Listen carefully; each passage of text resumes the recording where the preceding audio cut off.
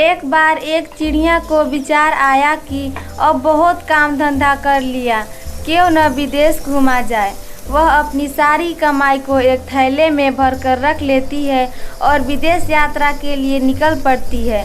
चलते चलते कुछ समय बीतने के बाद उसे भूख लगने लगती है। सामने सरोवर देख वहीं रुक जाती है और सोचती है कि मुझे बड़ी जोरों की भूख लगी है। आहा, यहाँ तो सरोवर भी है।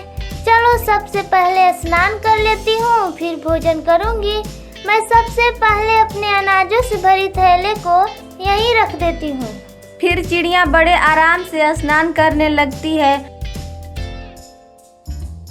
स्नान कर लेने के बाद भोजन करने के लिए अपने थैले के पास आती है, पर थैला उसी पेड़ के खोड़हर में गिर जाता है, जिसे वह निकालने लगती है और काफ़ी प्रयास करने के बाद भी नहीं निकाल पाती।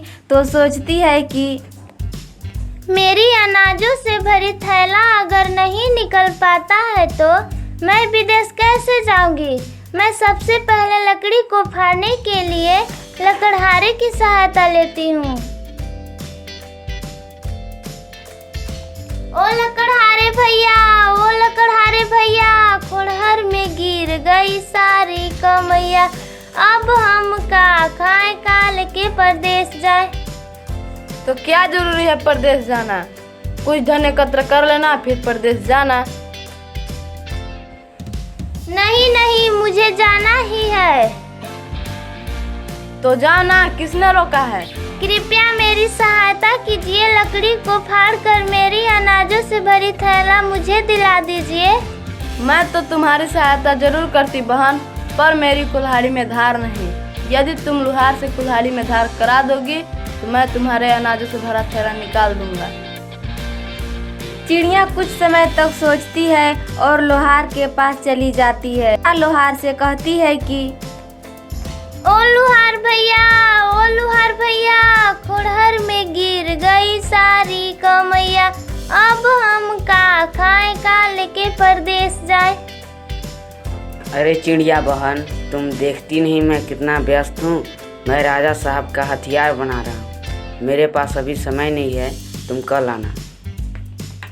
यह सुनकर चिड़िया को बहुत निराशा होती है, पर वह सोचती है कि मैं अपना अनाजों से भरा थैला निकाल कर ही रहूँगी और विदेश यात्रा भी जरूर जाऊँगी।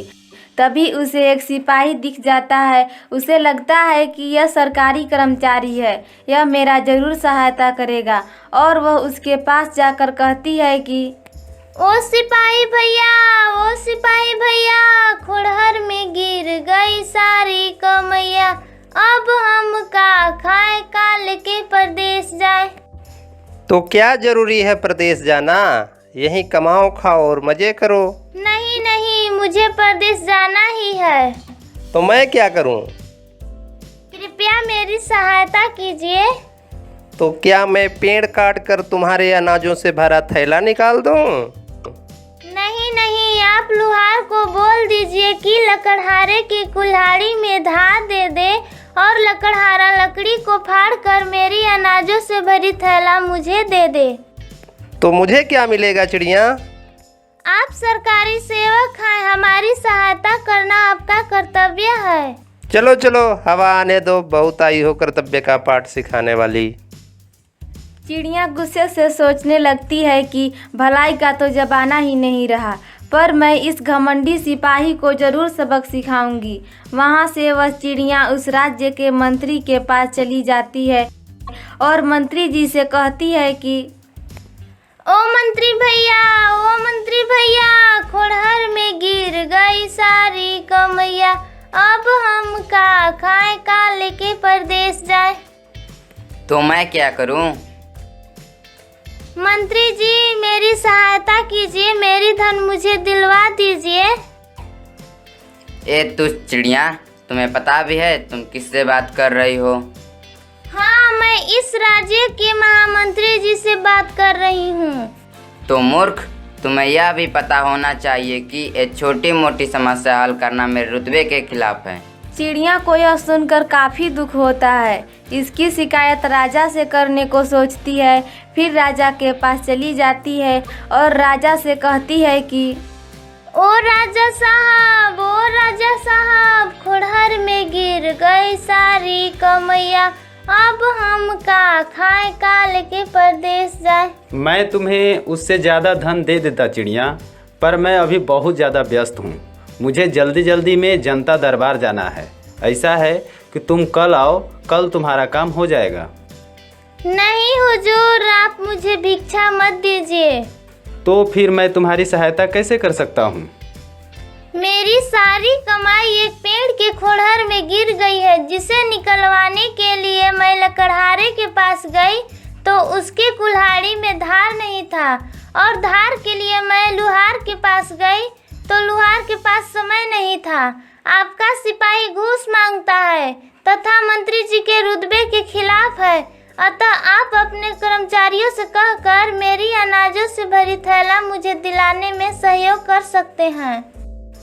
पर सिपाही मंत्री नहीं रहेंगे तो मेरा जनता दरबार कैसे लगेगा? तुम अभी जाओ, मेरा समय बर्बाद मत करो, मुझे जल्दी जल्दी में जनता दरबार पहुंचना है। चिड़िया को यह सुनकर बहुत निराशा होती है। वह सोचने लगती है कि शायद उसके परदेश जाने का सपना पूरा नहीं हो सकेगा। वह हताश व निराश बैठी थी कि तभी एक चींटी उसके पास आई और बोली, क्यों बहन, तुम क्यों दुखी हो? क्या परेशानी है? क्या बताएं चिट्टी भाई, मैं परदेश जाना चाहती थी, लेकिन इस मतलबी दुनिया में कोई किसी का सहायता नहीं करता। ऐसा क्यों कहती हो? क्या हुआ तुम्हारे साथ? चिड़िया चींटी को पूरी कहानी सुनाती है। मैं तुम्हारी सहायता करूंगी, तुम परदेश जरूर जाओगी। जब सिपाही, मंत्री, राजा मेरी सहायता नहीं कर पा रहे तो तुम मेरी सहायता किस प्रकार कर सकते हो? तुम देखती रहना, ये सभी तुम्हारी सहायता कैसे करते हैं। चींटी जाकर राजा की सवारी हाथी के सूंड में प्रवेश कर जाती है और हाथी को काटने लगता है। हाथी दर्द से चिल्लाने लगता है, जिससे सिपाही, मंत्री, राजा और जनता में खलबली मच जाती है। तभी दहाड़ते हुए चींटी कहती है, सुनो हाथी, यदि एक कदम भी आगे बढ़ाया तो मैं तुम्हें ऐसी जगह काट लूंगी कि तुम मर जाओगे। तुम चाहते क्या हो? तुम राजा से कहो कि राजा इस चिड़िया की मदद करे और इसकी बात सुने। महाराज, मेरे सूंड में एक चींटी प्रवेश कर काट रहा है और कह रहा है कि मैं तब तक काटती रहूंगी जब तक कि आप चिड़िया की सहायता नहीं करते। ओहो, इतनी छोटी सी बात के लिए इतना बड़ा बवाल। मैं तो चिड़िया से कहा था कि कल तुम्हारी सहायता की जाएगी, तुम कल आओ। और मुझे पता है कि वह कल कभी नहीं आएगा। जो होगा आज होगा और अभी होगा। हुजूर, इसकी बात सुना जाए, अन्यथा मैं अपनी जान बचाने के लिए कुछ भी कर सकता हूँ। राजा ने मंत्री को आदेश दिया कि जाकर तुम इस चिड़िया की सहायता करो। मंत्री ने सिपाही को और सिपाही ने लोहार और लकड़हारे को फटकार लगाया कि जाकर इस चिड़िया की सहायता करो, अन्यथा तुम लोगों को कठोर दंड भोगना पड़ेगा। फिर लकड़ी काटा गया तथा चिड़िया अपनी कमाई पाकर बहुत खुश हुई और चींटी को धन्यवाद दी। फिर खुशी खुशी परदेश के लिए निकल गई।